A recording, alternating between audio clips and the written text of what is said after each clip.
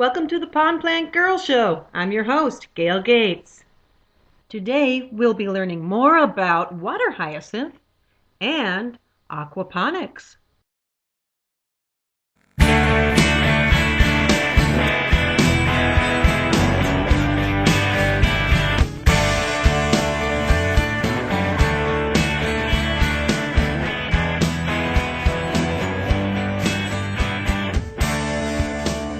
Welcome. Today I'm going to be talking about water hyacinth and some things that you can do with the plant and some other pond plants too, and how to winter over your pond plants indoors. So let's take a look. Water hyacinth can actually be used in food production, not just for mulch and not just for feeding livestock. It is actually very consumable. You can eat the bulbs, slice them in half, put them in a salsa, let them soften up overnight, and they will taste just great. I don't recommend the leaves, but the flowers are very good in salad. It all has kind of a garlic, onion, cucumber taste to it, and I think you'll enjoy it. And water hyacinth is also very high in vitamin A. Let's take a look at some aquaponics. Aquatic garden light box can be as large or small as you desire. A basic light box is made with a rectangular 10-gallon aquarium. These can be purchased, used for a few bucks, or new from the store for about $10 to $12. I had an old cracked aquarium, so my cost was only $0. Easily find a 10-gallon aquarium at a thrift store or yard sale. I love Craigslist because you can find a ton of stuff on there for cheap or even for free. And thank you, by the way, Barbara from Porterville. I found you on Craigslist and I got some really nice grapevines for a project that we'll be doing together next week. So thank you, Barbara from Porterville. So anyway, you can find supplies from Craigslist for this project too, or you can also find some of the supplies at Lowe's, and they happen to have the best hardware prices. I love Lowe's. So back to this project, you'll want some mirrors, and not just a bathroom mirrors. You can get some at Lowe's. There's some tiles. They're 12 by 12, but you'll probably have to also get a glass cutter.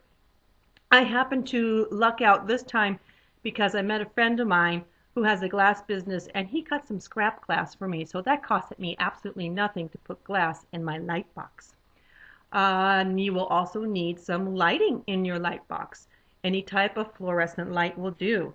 I happen to have a dome light to go over mine, so that went with the aquarium, so that worked out just great. And check out some of these pictures that I have of my finished product. Here's my light box when I first set it up, and here is what it looked like a week later. So there was some significant growth. And about 10 days later, check it out. Isn't this beautiful? The roots took off like crazy. I got little starter plants that started shooting out. It just looks gorgeous. It filled out great. So I'm going to set up a new light box for more plants to winter over inside my house. This project actually turned out far better than I was expecting, and I'm really enjoying it. The plants are growing very, very well. Well, another way that you can do this is through a method called aquaponics. Now, the light box is a type of aquaponics, but this is another way of doing aquaponics at home.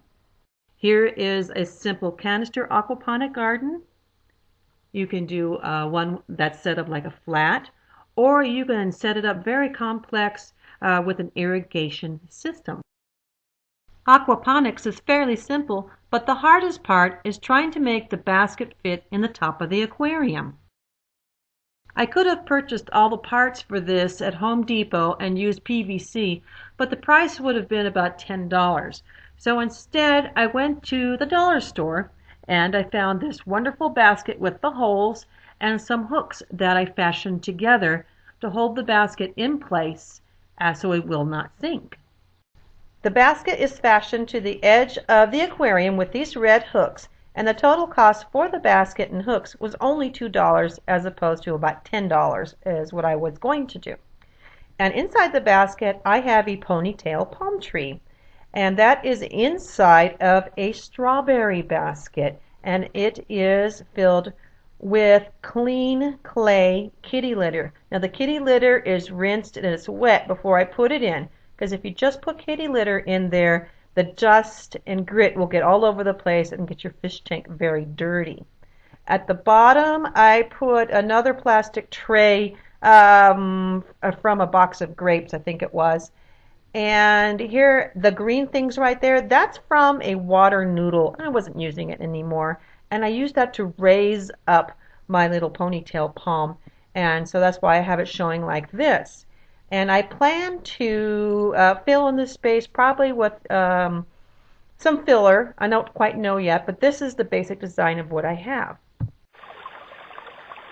And here are the happy fish swimming underneath the aquaponics basket. And aquaponics, by the way, was the method of farming that the Aztecs used back in the ancient days. This project worked out so well that I also came up with some new ideas that I'll share with you next time. And one of them is hanging a basket from the ceiling and having it just rest right on top of the water level. Okay, last time I told you that I was going to be making a hummingbird feeder. I lied. It was a terrible disaster. Not everything I do works. Most of the things I do work. So if you out there have some easy ideas for making a hummingbird feeder, oh, please let me know and I'll get it done. I have another idea for one, so it might still be coming in the near future. Well, this is Gail Gates. I thank you so much for coming by, and you have a happy week and happy gardening and happy ponding. I'll see you next time. Give me a cookie. Give me a cookie. Cookie. No, bring it back. No.